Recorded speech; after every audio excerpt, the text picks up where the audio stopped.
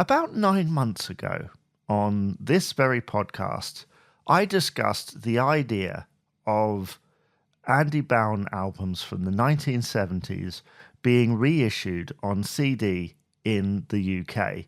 He has had very limited reissues in other parts of the world, but not here. Now, coming to you all this time later, that hasn't really changed.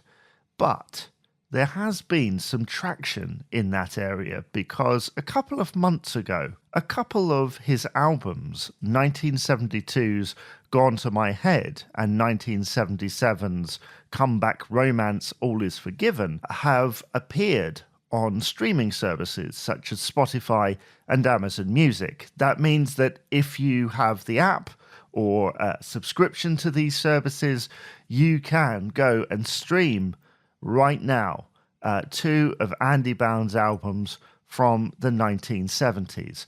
This is wonderful because up until now, most of the music from that era, bar a few exceptions, such as Supersonic being on a random compilation or Tarot being released in many different ways, there hasn't really been a way to listen officially, right? Other than on vinyl and whatever download of the vinyl somebody has come up with. Now, it is progress, what has happened, but it's also not really, because when you listen to the transfers that they've got on there, they sound like what are known in the industry as needle drops.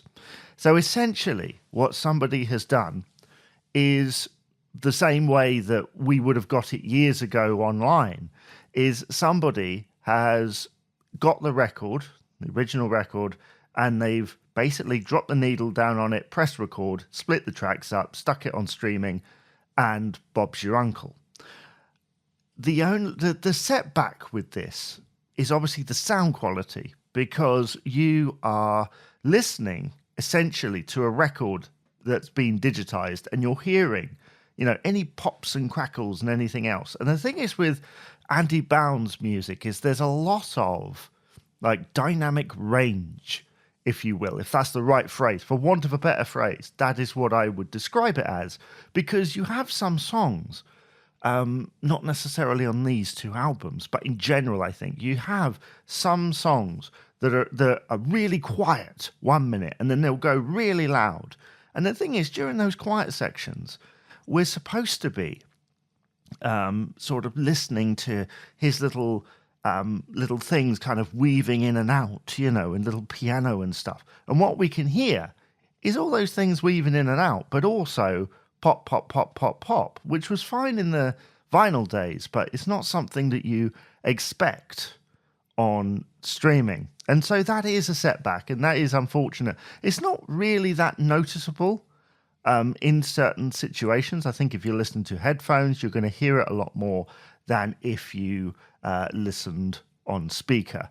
But the loud songs, obviously, it's a lot less prominent. But it would have been nice to have had them from the original master tapes, because I'm sure that they exist somewhere. They must do, in some kind of vault, and get them digitized, remastered. But the problem is, right, this whole thing, it costs money. And I've heard things previously where they've been needle drops. And a lot of times it's been either because the master tape doesn't exist and it's the only chance you get to hear it, or it's a cost-cutting exercise because it costs money to make this stuff.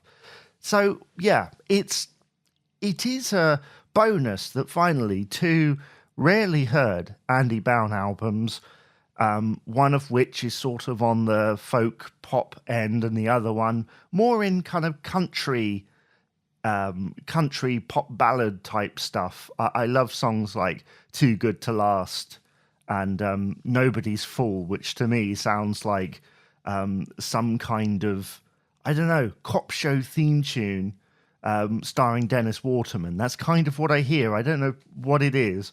I'd love to speak to Andy sometime about how he came up with some of these songs, because the lyrics are always kind of interesting, sometimes eccentric. The music can go off into wild and wonderful directions.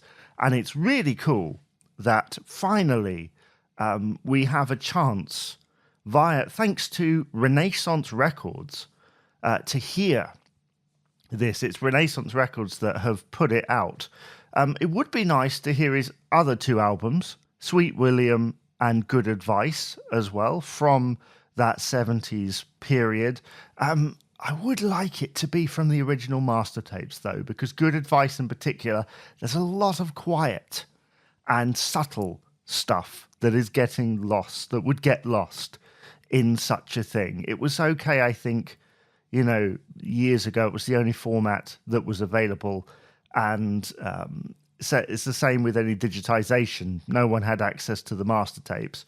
Now, hopefully, fingers crossed, they exist. Despite Andy's material being hit and miss to some people, it's definitely worth hearing in the best possible quality. So yeah, will you be checking out these 2 albums from Andy Bown? Do let me know in the comments below, and I will see you again for another episode of the Quo-Cast.